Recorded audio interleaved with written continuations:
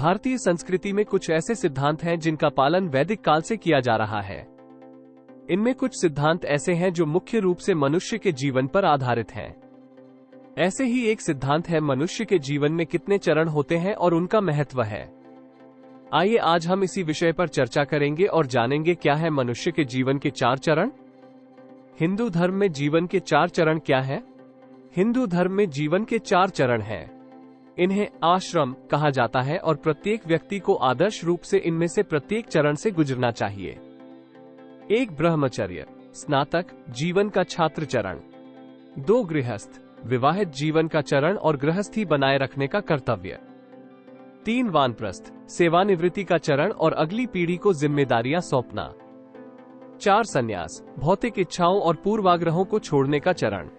भटकता हुआ तपस्वी चरण। ब्रह्मचर्य छात्र चरण।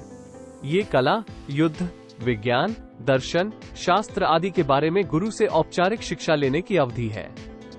पहले औसत जीवन काल को 100 साल माना जाता था, इसलिए ये चरण पहली तिमाही या 25 साल है। इस चरण में युवा पुरुष गुरु के साथ गुरुकुल में रहने और आध्यात्मिक और व्यवहारिक दोनों ज्ञान प्राप्त करने के लिए घर छोड़ देते हैं। इस अवधि के दौरान उन्हें ब्रह्मचारी कहा जाता है और उनके भविष्य के पेशे के लिए तैयार किया जाता है। गृहस्थ द मैरिड फैमिली मैन। ये चरण किसी व्यक्ति के जीवन की दूसरी तिमाही है। 25-50 वर्ष की आयु तब शुरू होती है जब एक पुरुष शादी कर लेता है और एक जीवित बच्चों की कमाई और अपने परिवार का समर्थन करने की जिम्मेदारी लेता है। इस स्तर पर हिंदू धर्म कुछ परिभाषित सामाजिक और लौकिक मानदंडों के तहत धन, अर्थ की आवश्यकता और यौन सुख, काम में लिप्तता का समर्थन करता है। इस अवस्था में इस व्यक्ति के बच्चे ब्रह्मचर्य चरण में हैं। वानप्रस्थ सेवानिवृत्ति चरण। मनुष्य की यह अवस्था तब शुरू होती है जब एक गृहस्थ के रूप में उसका कर्तव्य समाप्त हो जाता है। ये जीवन का तीसरा चरण है, लगभग 51-75।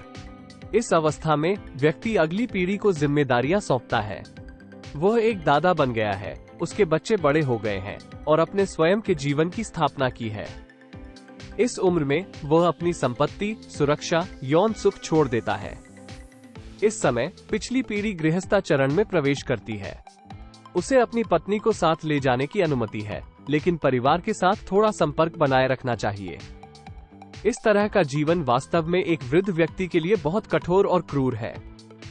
कोई आश्चर्य नहीं, ये तीसरा आश्रम अब लगभग अप्रचलित है। संन्यास भटकने का पुनः उपयोग। इस स्तर पर आदमी हर भौतिक इच्छाओं को छोड़ देता है और सभी भौतिक संबंधों से खुद को अलग कर लेता है। वो पूरी तरह से